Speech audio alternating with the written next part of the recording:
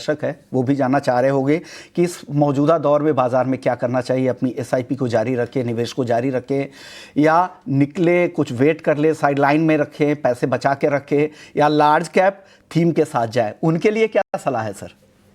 देखिए, small and mid cap में valuations वो सररियल, मतलब अनबिलीवेबल है, और कमजोरी है अर्निंग्स ग्रोथ में। As I said, large cap quality में, जैसे कि large cap banks, large cap NBFCs, large cap auto, large cap FMCG, वहाँ पे वैल्यूएशंस भी सस्ते हैं। और जैसे कि आप और हमें डिस्कस कर रहे हैं, सरकार के कदमों से उनको प्रोत्साहन मिलेगा, अर्निंग्स ग्रोथ को सपोर्ट मिलेगा।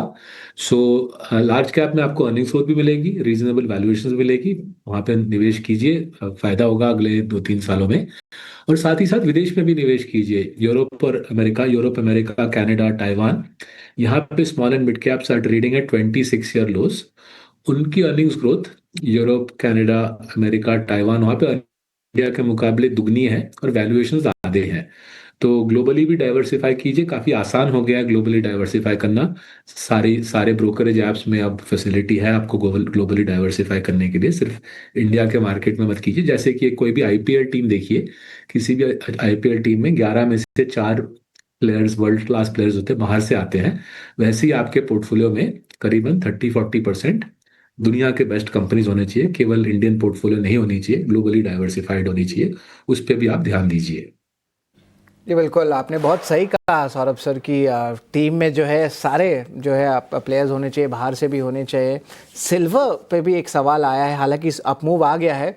इस पोर्टफोलियो में क्या एक इन्वेस्टर सिल्वर ईटीएफ्स में भी एक्सपोजर ले सकता है करंटली, या ऑलरेडी चल गया है तो उसे अवॉइड करें? ये भी बताएं कि ये टीम में शामिल होंगे। आई थिंक प्रेशस मेटल्स में डाइवर्सिफाई करना का लॉजिक अब दिख रहा है मुझे।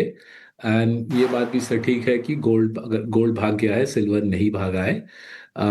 तो आइडियल पोर्टफोलियो जहाँ पे मैंने मैथ्स किया है, आइडियल पोर्टफोलियो बैठता है 1/3 इंडिया, 1/3 वेस्टर्न वर्ल्ड के अच्छे स्टॉक्स, और 1/3 प्रेशस मेटल्स, गोल्ड या सिल्वर। तो प्रेशस मेटल्स में डाइवर्सिफाई करने का भी लॉजिक बनता है। समय आ गया है, मौजूदा माहौल में गोल्ड और इक्विटी का बैलेंस निवेशकों के लिए अहम हो गया है। सर, एक राय, अगले दशक का हिडन चैंपियन या सेक्टर कौन सा हो सकता है, या कुछ स्टॉक्स भी हो आपके पास तो वो भी बता सकते तो हैं। जो एक बहुत इंटरेस्टिंग थीम हमको दिख रही है, जैसे जैसे हम इंडिया के छोटे शहरों में, गांव में घूम रहे हैं, दिख रहा है कि एग्री एग्री सेक्टर, मतलब food agri processing, process foods का जो सेक्टर है, उसमें काफी हमको उत्साह दिख रही है, उछाल दिख रहा है। रोड नेटवर्क इज इम्प्रूव्ड, सो इससे क्या होता है, गांव से शहर तक फटाफट खाया पहुंच जाता है। ट्रक्स ट्रक्स की ट्रैवलिंग रेडियस बढ़ गई है। और दूध दूध का उत्पादन बढ़ा है। मिल्क, प्रोसेस मिल्क, मतलब आइसक्रीम, चीज़, घी। सिमिलरली फॉक्स नट्स जैसी process products, saffron, turmeric, cash crops, पूरा जो एग्री कमोडिटी सेक्टर है, वो कमोडिटी मेरे ख्याल से इंक्रीजिंगली रहेगा नहीं, वो एफएमसीजी की तरह बन जाएगा। ये एक बहुत बड़ा खेल है, इसमें हम और कोशिश कर रहे हैं निवेश करने का। कुछ हमने पोजीशंस बनाए हैं, जैसे डोडला डेयरी में लास्ट 2 साल से कमा रहे हैं। बट डोडला डेयरी जैसे और स्टॉक्स की खोज है, एंड आई एम ऑप्टिमिस्टिक कि यहाँ पे अच्छे प्लेस मिलेंगे। इंडिया का जो small town and rural India है, वहाँ पे एक बड़ी क्रांति चल रही है। वहाँ पे मोटा पैसा बनाने का चांस मिलेगा, मुझे लग रहा है। जी बिल्कुल, यहाँ पे जो है वैल्यू एडिशन डेयरी पे और एग्रो प्रोसेसिंग थीम पे जो है नज़र रखे। और आपने सही कहा, स्टेट्स लाइक मध्य प्रदेश में ऐसे बहुत सारे जो है लिस्टेड अनलिस्टेड स्पेस में जो है हम रिसर्च करते हैं तो पता चलता है इतने अच्छे अच्छे स्टॉक्स देखने मिलते हैं। जो भारत की ग्रोथ है उस पर भी नज़र रहेगी। लेकिन एक सेगमेंट है या ग्रुप ऑफ सेगमेंट्स है जो मैं चाहता हूँ कि आप बताएं दर्शकों की, कहाँ से आप दूर रहें।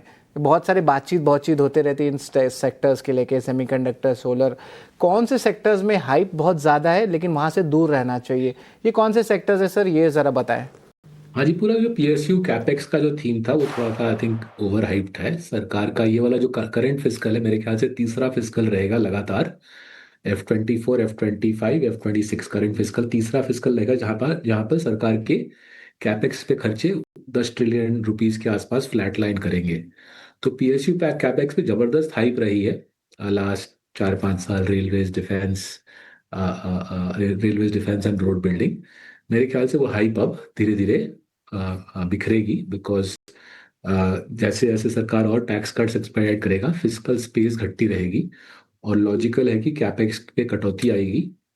और इस कैपेक्स कटौती से ही टैक्स कट्स फंडेड होंगे।